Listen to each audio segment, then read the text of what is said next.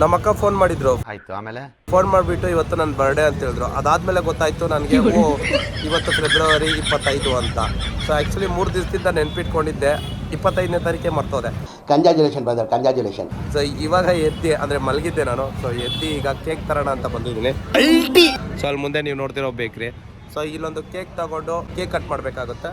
So ಅದಾದಮೇಲೆ gift ಏನಾದರೂ ತಗೊಳ್ಳೋಣ ಅಂದರೆ ಗಿಫ್ಟ್ ತೊಗೊಳಕ್ಕೆ ಕಾಸಿಲ್ಲ. ಸಾರಿ, ನಾನು ಬಡವ, ನೊಂದಿದ್ದೇನೆ, ದುಡ್ಡಿಲ್ಲ ನನ್ನ ಹತ್ರ. ಕಾಸಿದ್ದಿದ್ರೆ ಗಿಫ್ಟ್ ತಗೊಳ್ಬೋದಾಗಿತ್ತು. ಸೊ ಗಿಫ್ಟ್ ಎಲ್ಲ ತಗೊಳಕ್ ಹೋಗ್ತಿಲ್ಲ. ಸೊ ಈ ಬೇಕರಿಯಲ್ಲಿ ತಗೊಂಡು ನಾವು ಮತ್ತೆ ಹೋಗ್ಬೇಕಾಗುತ್ತೆ. ಸೊ ಬನ್ನಿ ಫಸ್ಟು ಕೇಕ್ ಯಾವ್ದು ಬೇಕೋ ಅದು ತಗೊಳ್ಳೋಣ. ಸೊ ಇಲ್ಲೆಲ್ಲ ಬೇಜಾನ್ ಕೇಕ್ಗಳೈತೆ, ಆದರೂ ಈ ಹನಿ ಕೇಕ್ ತಿನ್ನೋದ್ರಲ್ಲಿ ಮಜಾನೇ ಬೇರೆ. ಇಲ್ಲಿ ಇಷ್ಟೊಂದು ಕೇಕ್ಗಳು ಕೊಟ್ಟಿದ್ದಾರೆ. ಒಂದು ಚಿಕ್ಕದ ಕೇಕ್ ಇಸ್ಕೊಳ್ಳೋಣ.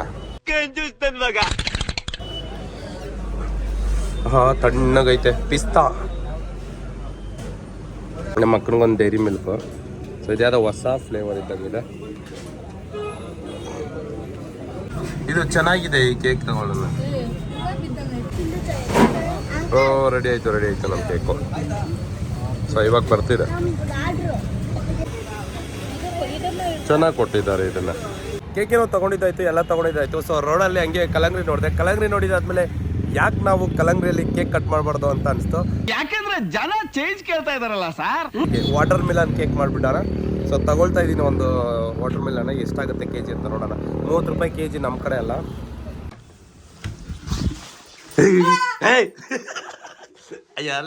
ಲೈಟೇ ಹಾಕಿಲ್ಲ. ಈ ತರ ಹಿಂಸೆ ಕೊಟ್ರೆ ಜನಗಳಿಗೆ ಯಾರು ಬದುಕ್ತಾರಕ್ಕ? ಅವ್ನ್ ಸರ್ಕೆ ನನ್ ಮಕ್ಳು ಸರ್ಕಾರ ಅವ್ರ ಅವ್ನ್ ತಾಯ್ನಾಡ. Happy birthday, happy birthday. ನಿಮ್ಮ ಅಮ್ಮನ ಪಿಂಡ ಫುಲ್ ರೆಡಿ ಆಗ್ಬಿಟ್ಟಿದ್ಯಾ? ಯಾರಲ್ಲ ಅವಳು ಹುಡುಗಿ? ದೇವತರ ಅವಳೆ.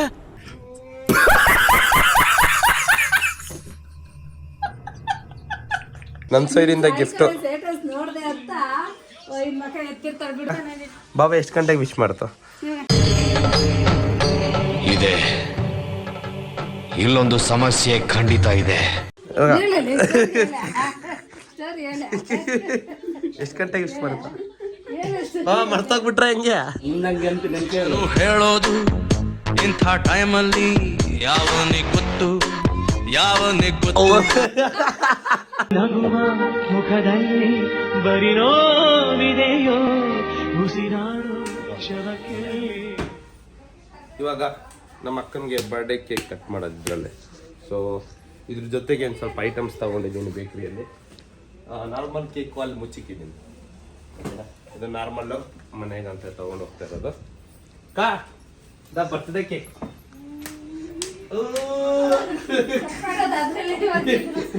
ಬರ್ತ್ಡೇ ಕೇಕ್ ಲೋ ಬಜೆಟ್ ಬರುತ್ತೆ. ಅಷ್ಟು ಬೇಗ ಓಪನ್ ಫುಲ್ ಟೈಪ್ ಮುಚ್ಚಿಕೊಂಡು.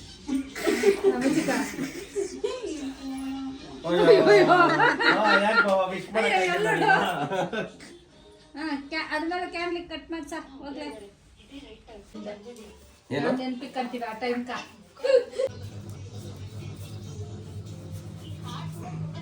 ಆಲ್ರೆಡಿ ಪೀಸ್ನ ಕಟ್ ಮಾಡಿದ್ದೀನಿ. 1XL ಇಟ್ಕೊಂಡು. ಸೊ ಇದು ನಾವು ತಿನ್ಕೊಳ್ಳೋಕ್ಕೆ ಸೈಡಲ್ಲಿ ಇದು ಸ್ಟ್ರೈಟ್ ಕಟ್ ಮಾಡಬೇಕು. ಇನ್ನೂ ಚಿಕ್ಕದಕ್ಕೋ.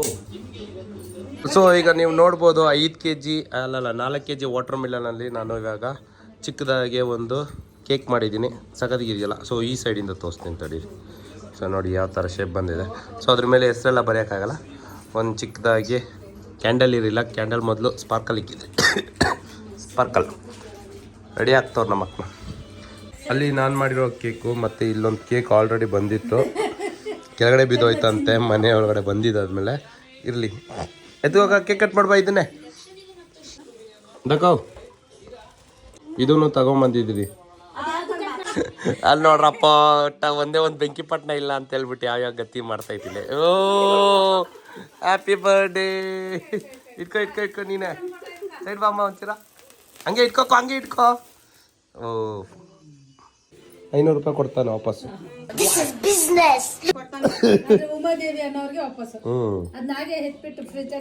ಇವ್ರ ಪ್ಲ್ಯಾನು ಇದೇ ಕಲ್ಲಂಗಡಿನ ತಿನ್ಸ್ಬಿಟ್ಟು ಪಾರ್ಟಿ ಕೊಡಿಸ್ತೀರ ಕಲ್ಸೋದು ಮನೆಗೆ. ಎಲ್ಲಿ ಹೋಗೋದೀಗ? ಇವಾಗ ಭಾವನ ಕೇಳೋದು ಹಂಗಲ್ಲ, ಕಾಸು ಖರ್ಚು ಮಾಡಬೇಕಲ್ಲ. ಪಾರ್ಟಿ ಕೊಡಿಸು ಅಂತ ಕೇಳಿದಾದ್ಮೇಲೆ ಲಾಸ್ಟಿಗೆ ನಮ್ಮನ್ನ ಕರ್ಕೊಂಬಂದಿರೋದು ರಾಜ್ ದಮ್ ಬಿರಿಯಾನಿಗೆ ಕರ್ಕೊಂಬಂದಿದ್ದಾರೆ. ಸೊ ಅಲ್ಲಿ ನೀವು ನೋಡ್ಬೋದು. ಸೊ ಫುಲ್ ಫ್ಯಾಮಿಲಿ ಇಲ್ಲಿಗೆ ಬಂದು ಈಗ ಸೊ ತಿನ್ಕೊಂಡು ಅದಾದಮೇಲೆ ಮನೆಗೆ ಓಡ್ತೀರಿ. ಸೊ ಇವತ್ತಿಂದ ಬ್ಲಾಗ್ ಇಲ್ಲಿಗೆ ಕಂಪ್ಲೀಟ್ ಆಗುತ್ತೆ ಬಾಸ್. ಈ ವಿಡಿಯೋದಲ್ಲಿ ಏನು ತಿಳ್ಕೊಬೇಕು ಅಂದರೆ ಎಂತಿ ಬರ್ತ್ಡೇನ ಮರಿಬಾರ್ದು ಅಂತ. ಅಂದರೆ ನಮ್ಮ ಬಾವು ಅವರು ಮರ್ತೋಗ್ಬಿಟ್ಟಿದ್ದಾರೆ ಕೆಲಸದಲ್ಲಿ, ನಾವು ಮರ್ತೋಗಿದ್ದೀರಿ, ಏನು ಮಾಡೋಕ್ಕಾಗಲ್ಲ. ಸೊ ನೀವೇನಾದರೂ ನೆನ್ಪಿಟ್ಕೊಂಡಿಲ್ಲ ಮತ್ತು ನಿಮಗೂ ಈ ಥರ ಎಕ್ಸ್ಪೀರಿಯೆನ್ಸ್ ಆಗಿದೆ, ಮರ್ತೋಗಿ ಏನಾದರೂ ವಿಶ್ ಮಾಡ್ದಿರಾ, ಗಂಡ ಮರ್ತೋಗಿ ಎಂತಿ ಬೇಜಾರು ಮಾಡ್ಕೊಂಡಿರೋದು, ಸೊ ಯಾರಿಗಾನ ಈ ಥರ ಇನ್ಸಿಡೆಂಟ್ಸ್ ಆಗಿದ್ರೆ ಕಾಮೆಂಟ್ ಸೆಕ್ಷನ್ ತಿಳಿಸಿ. ಸೊ ನಾನು ಇಲ್ಲಿಗೆ ಬ್ಲಾಗ್ ಎಂಡ್ ಮಾಡ್ತಾಯಿದ್ದೀನಿ. ಬಾಯ್.